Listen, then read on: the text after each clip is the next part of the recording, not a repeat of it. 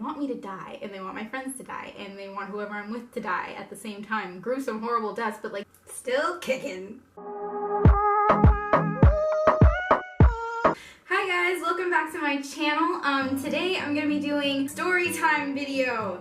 I actually hadn't planned to make this video. It's just something came up in my life that's actually been happening for a while, and it hasn't been at the forefront of my mind at all whatsoever. And then a couple days ago something happened, and so I'm gonna share that with you guys today, along with some other ideas I have about that.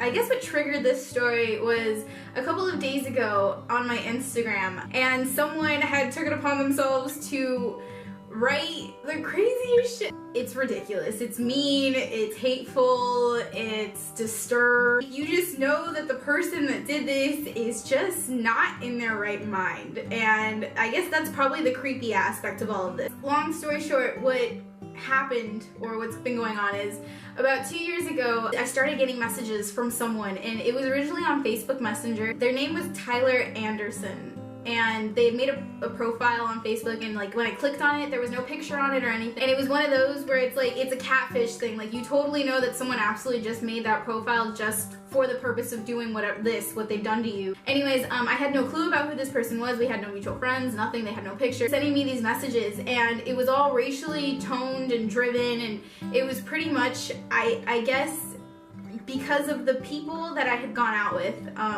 to them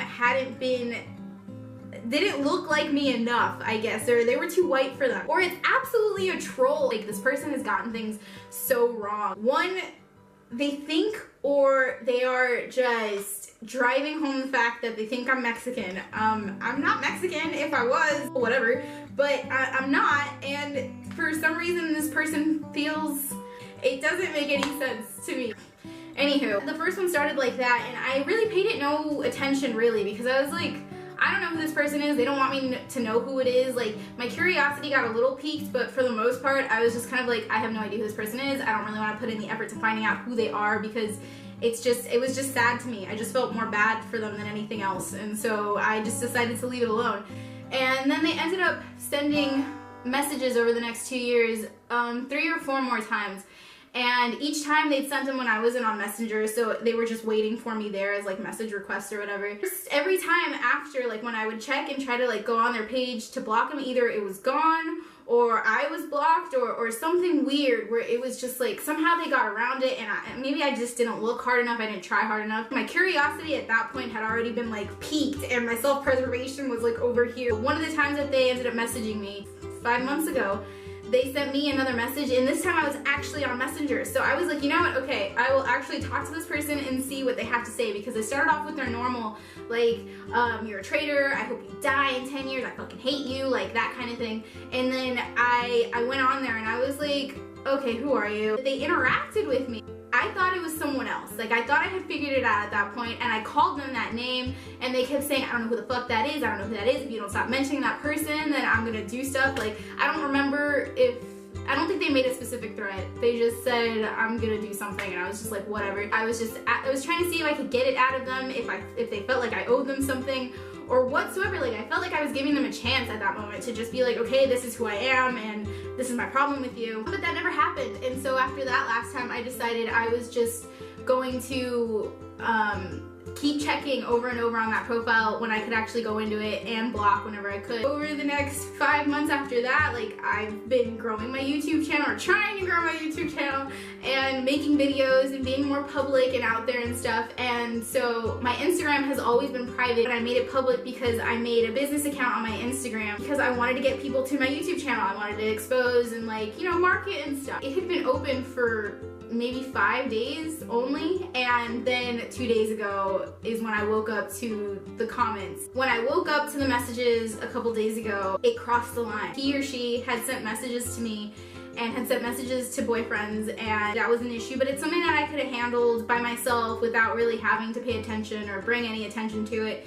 However, they decided to tag friends, my friends, in these pictures and say things to them. Like, I'm gonna read you guys some of those comments. For one of the pictures that my friend's in with me, he commented, I want to tie you to a chair and punch you in your face until you die from internal injuries. fuck out of here with that whitewash crap. It's a threat, threatening my friend's life with what they're saying. My friend didn't end up saying anything to me, and I felt terrible. I felt so bad. Like, I'm not the person that said that to her, but she got affected because she was my friend. They really targeted one of my friends. Never been my boyfriend. He's actually gay. I don't know. This is also confusing. And I was worried in that morning when I found the comments because my mom hasn't seen me for a while. I'm her only child. I was worried about her getting worried. You know what? I talked to my mom and I tell her everything, so she already knew about it before I ever put a Facebook post about it. If anything, when I called her about it a couple days ago, she was actually laughing. She was dying of laughter at something that they'd said because they had said a comment to her. Like, they said something about her being a bitch-ass mom. To me, I was like, fuck you. To her, she just thought it was hilarious because my mom is a secure lady, and she knows that if there's anything that she's amazing at, it's at being my mama. Bitch ass or not, whatever, she doesn't give a damn. They have crossed another boundary and decided to bring in more people into this, whoever they are, and it's just, I feel like I just need to tell everybody. Like, I feel like I just need to have it out in the open just in case it happens again.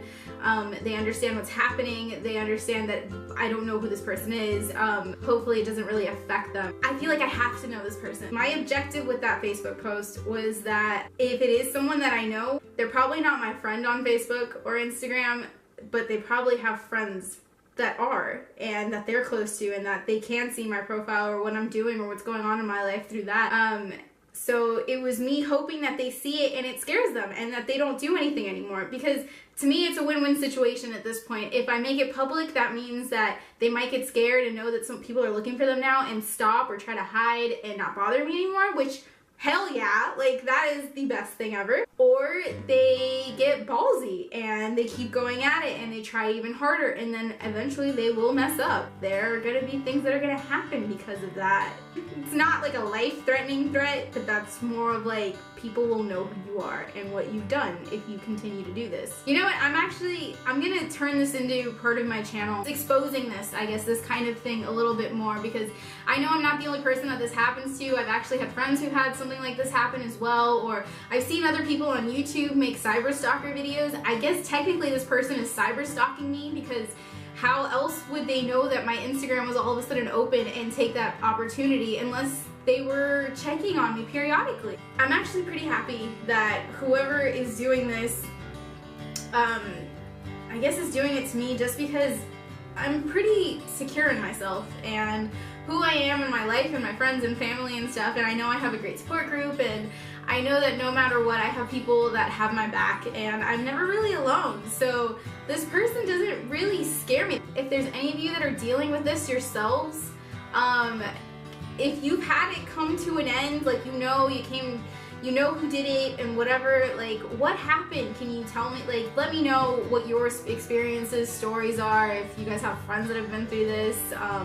If you're going through this right now and you feel alone, I'll be here for you. After experiencing what I did on Facebook with the people that didn't even know me coming forward and pledging to help essentially, and just being so comforting, like I will absolutely be that person for you if you need it. If you're by yourself and you don't know what to do, or you just need someone to talk to about it, like I'll be here, and I understand because obviously I'm going through the same thing. If you send me messages, I read my messages. If you want to talk or whatever, I'm here for you.